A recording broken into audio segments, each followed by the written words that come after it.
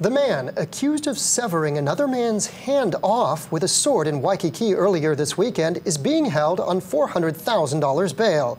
46-year-old Jason Walker was charged with attempted murder Saturday.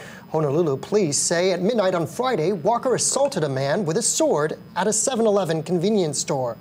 A witness told KITV4 he saw Walker pull out the sword and cut off the victim's hand. Police have only identified the victim as a man in his 40s. An ambulance took him to a hospital in critical condition. 7-Eleven would not comment, but said it is cooperating with HPD. Prosecutors charge a suspect in Monday's shooting at the Alawai Community Park. 19-year-old Tyler Lafaele Langatasia is currently being held on $500,000 bail. He faces assault and other charges. He turned himself into police on Thursday after police issued a wanted notice for him. Police say Langatasia shot at a group of people several times during an argument. Another suspect was taken into custody but was released pending investigation. If you're on the road this morning, Kuakini Highway between Seaview Circle and Lako Street is closed for the next several hours due to an accident. The Hawaii Police Department says drivers should use Ali'i Drive as an alternate route. An Oahu man remains in police custody this morning after being arrested Thursday for sexually assaulting a child. According to court documents, 50-year-old David KEPA PUNI allegedly abused the victim in January 2012 through April 2019. The victim, identified only as SW, will turn 18 next year. Police arrested PUNI at a Naiea home. Prosecutors charged him with 1 count of continuous sex assault of a minor under the age of 14, 3 counts of first-degree sex assault, and 2 counts of sex assault in the 3rd degree. He was booked at the Oahu Community Correctional Facility, where he remains on $500,000 bail. He is scheduled in court next week. On Hawaii Island, the West Hawaii Organics facility at Kealakeha is closed until further notice following a fire at the facility Saturday morning. The county says there's no suspicious or foul play, but they are still investigating the cause. Traffic through Kahana Valley will continue to be contraflowed on Kamehameha Highway until further notice.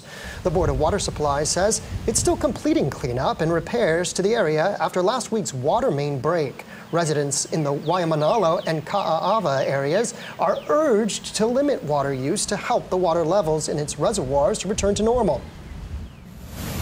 Maui County is set to receive more than $1.2 million to repair Awalau Road. The road was damaged last March due to heavy rains and a mudslide. The money will be used to repave the road, replace guardrails, and remove debris. President Biden's doctor says that the president continues to improve after testing positive for COVID this week. ABC's Mary Alice Parks has an update on the president's symptoms and which variant it's believed he caught. President Biden's doctor says his patient is on the mend, revealing the president most likely contracted the BA.5 variant that is surging across the country. The president is doing very well. He continues to improve, feels well. In a written statement, the president's doctor says Biden's symptoms include a sore throat, runny nose, a loose cough, and body aches. Appearing virtually yesterday, the president's voice was noticeably raspy. Let me start by apologizing for my voice. I'm feeling much better than I sound. The president's doctor says he is using his inhaler 2 to 3 times a day for his cough, but that he's not experiencing any shortness of breath and his vital signs remain normal. He will continue to take the antiviral treatment Paxlovid. Now, today is day 2 of what will be at least 5 days in isolation. The president will test again after that. So realistically, the first day he will be back to work in the Oval Office would be Wednesday at the earliest. The First Lady is spending the weekend up in Delaware. Her team says that she tested negative again today. Mary Alice Parks, ABC News, the White House. Thank you, Mary Alice. The World Health Organization says the expanding monkeypox outbreak in more than 70 countries is an extraordinary situation that now qualifies as a global emergency. The declaration could spur further investment in treating the once rare disease and worsen the scramble for scarce vaccines. Declaring a global emergency means the monkeypox outbreak could spill over into more countries and require a coordinated global response. In Hawaii, there's currently 11 monkeypox cases reported to the State Department of Health. That included 3 new cases announced by the DOH on Friday.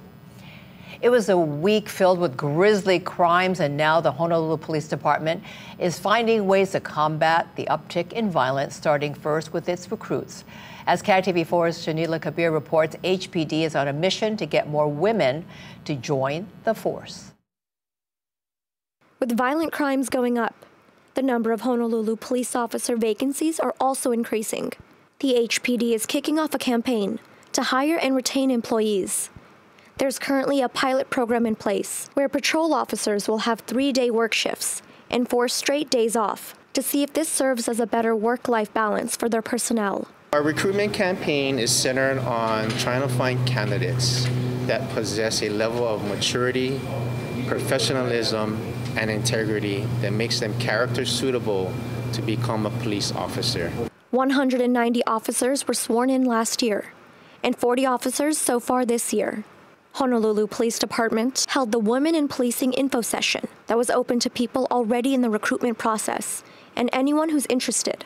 Emma Moore, who's currently in the background phase in the HPD recruitment process, hopes to join the force because she's passionate about anti-sex trafficking work.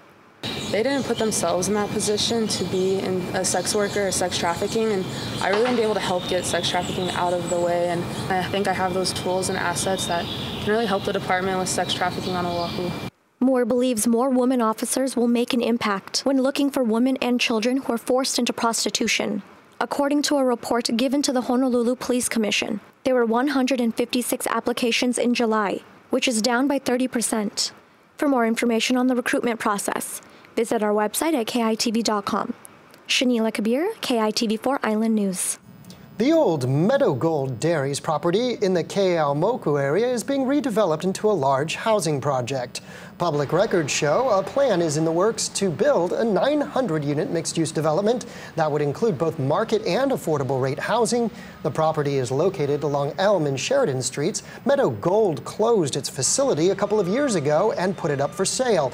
Last year, a Connecticut real estate investment company purchased the 2-acre property. A consultant for the new owners is scheduled to present plans about the project at the MOANA Kaka'ako Neighborhood Board next Tuesday. A new high-rise could be going up at Kapiolani Boulevard near Ala Moana Center. Real estate investment firm JL Capital wants to develop a 337-unit mixed-use condominium project on that site that currently houses several restaurants and Central Pacific Bank. Public records show the project would also include a 64-unit affordable housing project at a nearby office building on Amana Street. JL Capital purchased both properties a few years ago for more than $37 million. A consultant for JL Capital is scheduled to present plans for these projects at the Ala Moana Kaka'ako Neighborhood Board on Tuesday. Well, if you're hoping to catch a deal on tuna, you might be in for a big surprise. That's right. Stay with us. We look into the shortage of ahi around Oahu, which forced a business to close doors for a day. Plus, why Hawaii has one of the nation's worst unemployment rates. We'll break down those numbers right after this break. Covering all of Hawaii. This is Good Morning Hawaii. Aloha, good morning, Hawaii. Mahalo for waking up with us on this bright and early Sunday morning. I'm Cynthia Yip. And I'm Jeremy Lee. We're getting you ready for the day, taking a live look over Ala Moana. And now let's head over to the Valley Isle for a check on your weekend forecast with meteorologist Malika Dudley. Hey, Malika. Good morning. Good morning.